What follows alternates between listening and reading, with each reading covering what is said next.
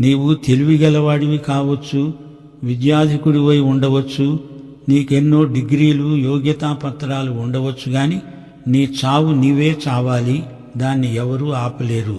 జ్ఞాని మూర్ఖుడు ఇద్దరూ చస్తారు, కాని అందులో తేడా ఉంది. మూర్ఖుడి చావు నరకంలోకి పొడిగించబడుతుంది. నీ జీవితం నీవు అనుకున్నప్పుడు ముగించబడదు. నిత్యత్వపు గడియారం నీ మరణపు గంట మోగించిందంటే అదంతే.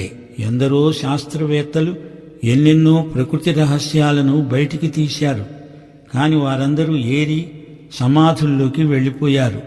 వారు ఎంతో కష్టించి పనిచేశారు. జ్ఞానికి కండ్లు తలలో ఉంటాయి నిజమే, కాని నీ మనస్సును వాడు, నీ తలను వాడు.